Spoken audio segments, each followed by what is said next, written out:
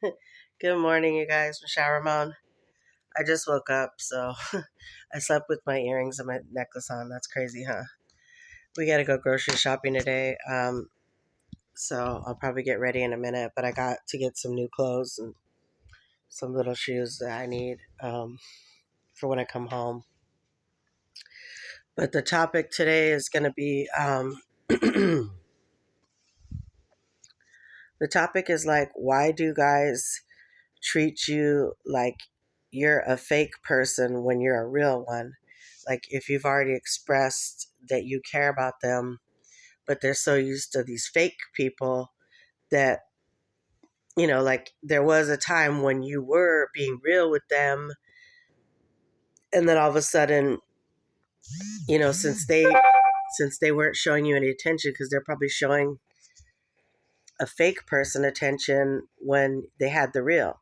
And then at the time that they try to show you attention, you're just like, well, then you're the joker. It's like first they're the joker because they're not paying you no mind, and then you become the joker. You're just like, oh, well, I already tried that, so I've already moved on as far as in my mind. Like, and also if you've dated someone in the past and they've done you greasy in some type of way, you're not going to forget that. Why would we forget if you've done us greasy in the past? Are we supposed to just be like, oh, he's changed? No, they're not going to change. They're the same person. If they ever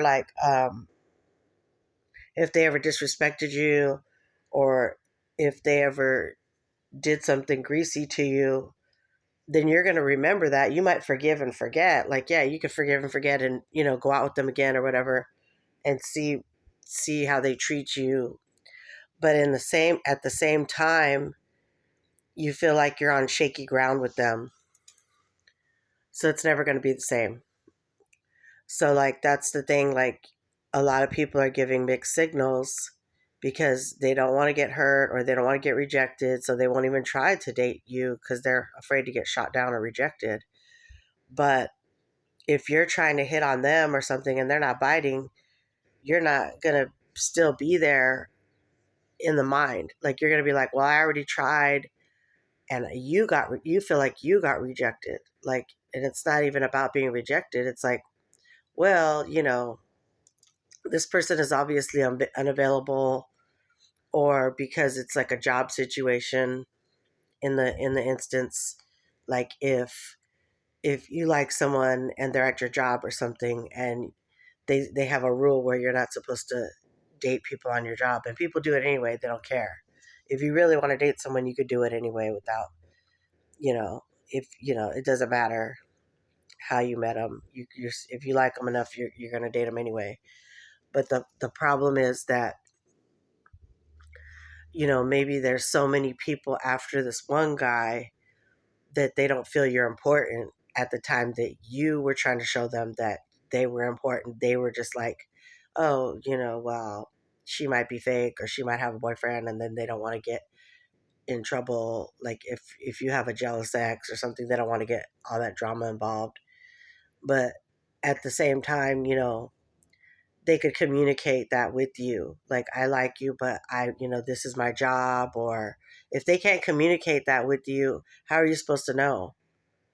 And then they might be afraid, like, oh, if I tell her I like her, then she's going to go to my employer and then I'm going to get in trouble. So it's a lot of things that could go wrong in the dating world, but someone has to just at least communicate that, you know. So I guess it's not I guess if it's a conflict of interest and that person's afraid of they're losing their job, then they're not gonna be able to even talk to you, because then somebody might take it the wrong way and say, well, I don't like you like that. I just, and it's like, so I guess I could see where it could go wrong if it's a job thing, like with the past job situation or whatever. Like if they say you can't date on the job and then you do date on the job, you could talk amongst each other like, oh, well, hey, we have this rule where we're not supposed to date on the job, you know. So you got to like make it clear. Or you could just say it in a joking way, like, I want you, but I don't want to get accused of, like, you could say it in a joking way, like, I like you, but I don't want to, like, ruin your job or nothing.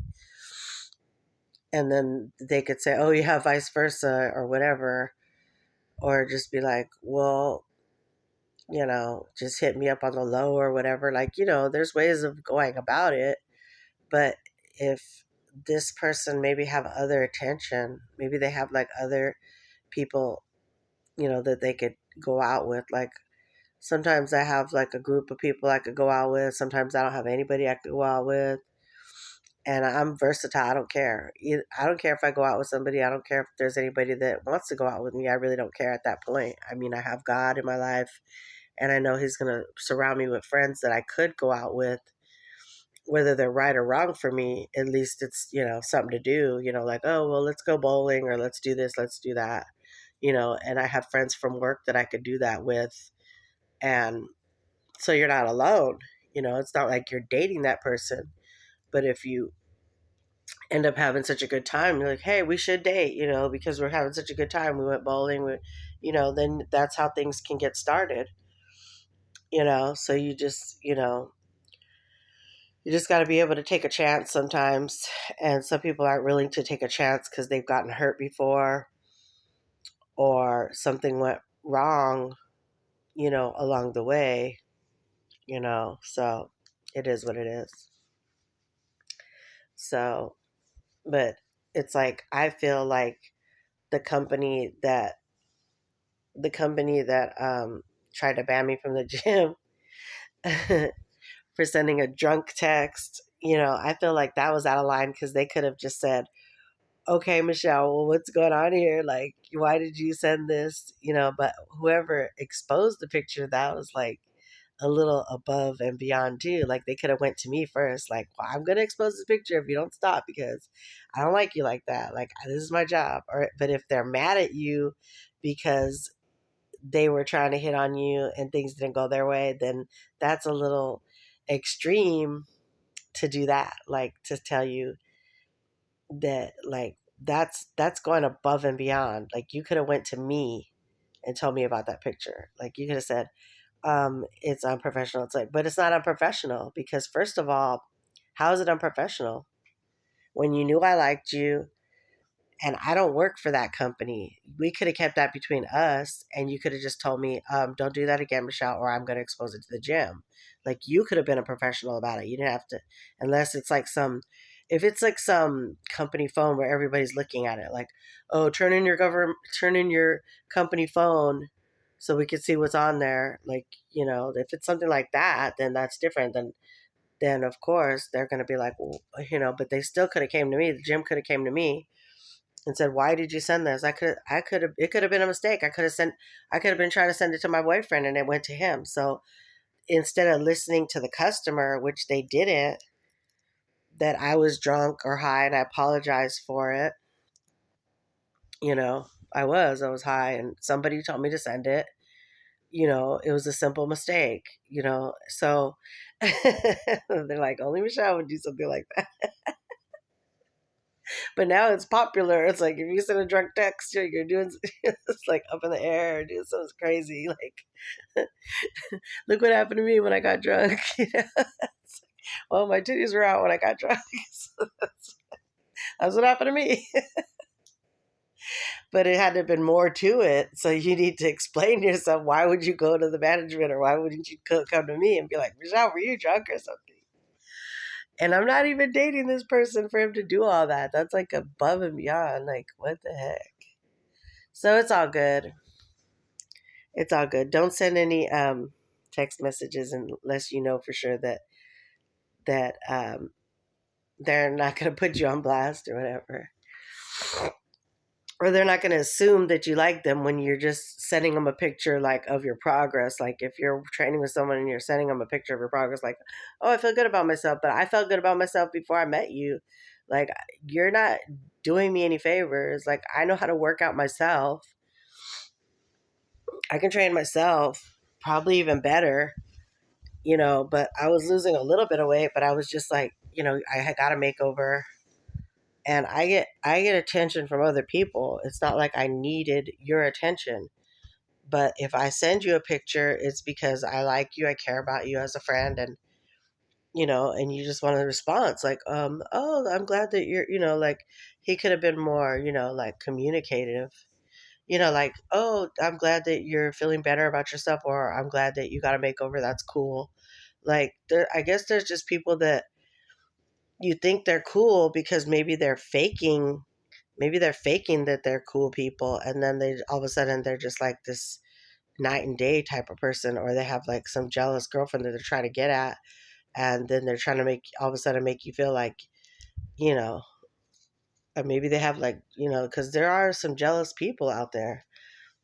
If they like somebody on the job too, he could have had somebody on the job, and it's like making, making him feel like, oh, well, why do you like this person, or why are you training with her? Like, why don't, or whatever, you don't know what happens in relationship with friendships or professional friendships either. But, or maybe, somebody's getting the wrong signal. Like, if I send a picture, that doesn't mean I like you. It just means I'm sending a picture because I got a makeover and I happen to be training with you. So you're supposed to encourage me, oh, keep up the good work, or that's cool. Like, like, some people just maybe they shouldn't be in those type of jobs, because they don't know how to communicate with their the person they're training. Like, they shouldn't be in those type of jobs if they're going to make you feel like you're doing something. They're going to play victim on you, like, oh, you're the victim now. Okay, well, I don't think that's a victim. If you're a straight normal guy, I think you'd be happy to get a picture like that. So my friends love my picture. When I send them, they like them. So I just think it was just like it could have been some kind of weird thing going on there, that I mean, and I was kept in the dark. So, but I could still go work out at that gym. I don't have to go work out at that gym, but that's the gym that me and my kids used to work out with. And if somebody knows that, that's just being like totally evil. If you know that I work out with my kids there and you're going to ban me from the whole gym, like, to be weird. That was weird. I was like, even the manager couldn't understand why he would want to ban me. Like, it's like, I'm not dating you. I mean, yeah, I might have overly texted you because I do that to everybody, because I basically have like anxiety, and sometimes I'll be having an episode and then I overly express myself, you know, and then sometimes my kids will have to tell me, like, Mom, I feel like it's bugging me or whatever. And they tell me, so it's just whatever, whatever. It's okay. I'm over that. But it was just like I went through this really bad thing with the gym, and I already had like hater friends, so I don't need like a hater trainer that I'm not even dating. And that, so what if I had a crush? I have crushes on a lot of people. That don't mean that I'm stalking you or anything. Or, if I'm bugging, okay, then just tell me. Just be like, but don't act like you're all that, and like you're gonna act like you're. I think a lot of guys are playing these mind games because maybe they're not getting uh, laid like they used to. Maybe girls were opening up their legs more, and now we have this self love thing. So now they're trying to play victim on everything. Do you think that's what it is, ladies? I don't even know, but it's like it's very bizarre. But maybe not. I mean, they can just do themselves, like they always do. Like they can just do them, you know. And living in Vegas, you could get laid. They might have to pay for it, but they could get laid if they pay for it, I guess. If they're living in Vegas, they could just go to a hotel room and call one of them call girls. I mean, I don't know. I really don't know what it is about these men out in Vegas, but they're very like ratchet, and I've dated some of the Vegas guys, and they're just like ratchet. So even a guy I met at church, he's like a recovering druggie, but you know, I just a date is not going to their house, because they just want one thing when you go to their house. So that's not a date. A date is like, okay, where do you want to go? Do you want to go bowling? Do you want to go uh, to Steak and Lobster? That's a date. And it's not like I can't get a good date. It's just that some of these cornballs that you date, they don't. They just they want to do the bare minimum because they're saying they're broke or whatever. And they're these fake friends that you have. Like, you could have a fake friend for 20 years, but they're still a fake friend. So you got to just pick and choose your battles. Like, don't date at all. If you feel like a lot of guys are fake or a lot of guys are not spending any money, then don't date at all. Go out of town and date. Just go meet random dates out of town or somewhere. Like, I really don't know what to say about that because, like, I guess you just gotta go to different cities and see how the dating scene is. But I don't really know how it is here because I don't put myself out there. Like, this one guy wanted to date me. He lives up the street. That was a while ago.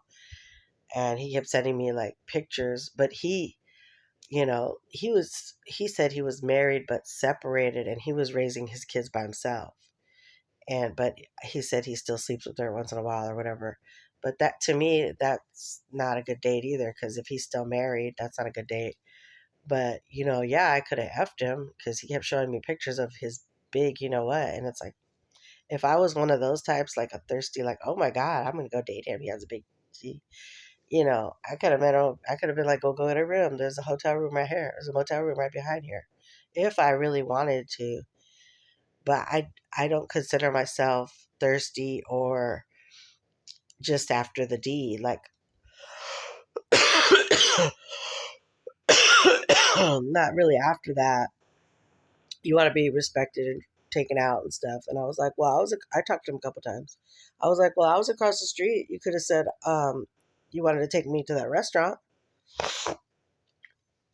So you got to test these people. But I'm also going to feel guilty if he's a single dad. I'm not, I'm going to be like, well, if you're struggling and you're a single dad, then, but I'm not going to just come to your house. And then what if your wife shows up because you're still married? So that would be like a fiasco. So you just got to be careful out there in the dating world, guys. It's just pick and choosing or just not choosing at all. Just be alone for a while. Just give your life to God and he will pop up. But sometimes it's scary when people pop up because it could be a demon sent from the devil that just wants you to have sex with them or something. And those are demons. Those are like, they just pop up at you. You got to be careful. You got to like not go out with people that just want to have sex with you if you're not ready, because that could be a demon attack. Just trying to cause you pain, because when you sin, it causes pain. So we're just going to pray about the day. Lord, thank you for today, that you woke us up today in our right mind. Thank you, Jesus, for life and for our children and for our families. And I pray for everybody at the sound of my voice. This is a relationship Q&A, but you still can't leave a comment because my comments are almost up and I don't know what happened there. I don't know why it did that. So I don't know how to fix it either. Okay, guys. Well, like, share, and subscribe. And I hope that this video gave you some kind of insight to sometimes to delving into the mind of a guy. Like, what are they thinking? Like, do they like me? Do they not like me? Is it because we met at their job and they're afraid to talk to me because it's a professional setting, or, so hopefully you got something out of this. And maybe we should just, I don't know. I don't know if we should have a part 2, but, my message is that, don't rack your brains over it like I would rack my brain over it. Most people just move on and be like, oh, well, he didn't text me back, so I don't need him. I'll block him or whatever. But it's like me, I'm an empath, so I go to a deeper level because I really care about people and I want to break down the walls and find out what's going on, what's really going on here. Like, I'm an investigator. I'm a love investigator. I'm going to break down the door. What's going on here?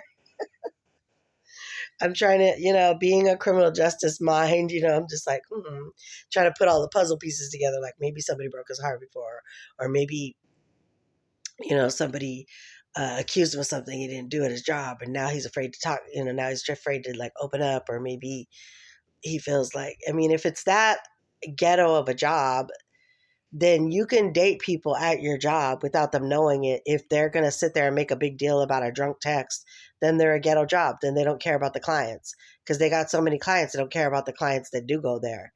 So if it's that ghetto of a job, then He could probably talk to girls. Maybe he just wants like these super skinny models, these super skinny, like, he doesn't want nobody with a little bit of belly, and that's okay. He ain't gonna settle. So it's like, well, don't settle. And then you're gonna get, raked over the coals. You're gonna have to pay some bills and shit. You're not gonna get a normal relationship. You're gonna be getting, these gold diggers that don't even want to date you because what kind of job do you have? Oh, you're just a trainer? Oh, that ain't a gold digger or a gym barbie gonna look at you like, shit, you gotta break some bread, like some serious bread, not just little bread.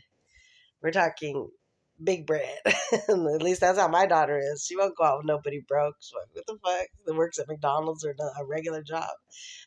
She ain't gonna do that when she's got rich guys just throwing money at her. Like, no, there's a different type of hype out there. You gotta know, you gotta recognize, you gotta recognize the real ones when you have one, because once they change their mind about you, like, well, maybe he thinks I'm like the non-forgiving type, but it's like, no, I don't, we haven't ever dated, so why am I gonna hold a grudge? But I mean, going to that other level of banning me, that's just a big mystery. Like, what was in your brain at that time? Like, and who did all this damage to you before I got here? Because I haven't done shit to you. I actually brought them a coconut drink. I actually went above and beyond, like, as a friend. Like, I brought Julio one and him a coconut drink. Like, when I was working there, when I was working for my brother, I was able to get a coconut drink and I gave it to them, just, like a peace offering or whatever. I don't know. These people nowadays, it's so scary in the dating world. Maybe he's like some kind of axe murderer and I don't even know it. Okay. Like, share, and subscribe. Be careful out there, ladies, because there's some really bizarre situations going on. And, I was left in the dark about everything. It's like, can you just like talk to me? Like, and just like a normal person, like when you're in the hospitality industry, and that's still hospitality. It's not like food hospitality, but when you're in a job like that, you got to know how to communicate. You got to have some kind of social skills. You know, I don't know. I really don't know, because I've never even dated people at college. I don't have a bad reputation. I was going through a party stage and that was fun, but the dates over there, the dates at the house weren't all that great. It was just like bottom of the barrel, but, you know, just going through like a party stage, and we've all gone through that, where you're just dating randoms and, you know. But anyway, like, share, and subscribe. Michelle Ramon, and I hope everything is going good for you. I got to get up and start my day, which I probably won't. I don't know when we're going to go to the grocery store. I'm just gonna lay down, I guess, watch TV. I'll probably see if there's a movie, or I'll just get up and get ready because, I'm always getting bit by these mosquitoes. But I don't feel like they're bite. I didn't feel like I got bit last night. I slept with these pants, and they probably couldn't get to my legs. But they'll find you. Those mosquitoes will find you. Like, you'll wake up and be like, they got me. Even if you have pants on, I don't know, they'll get you through your pants somehow. These mosquitoes in Texas, they'll get you. Okay, like, share, and subscribe, Michelle Ramon. Hope everybody got something out of this, blah, blah, blah. Okay, like, share, and subscribe, Michelle Ramon.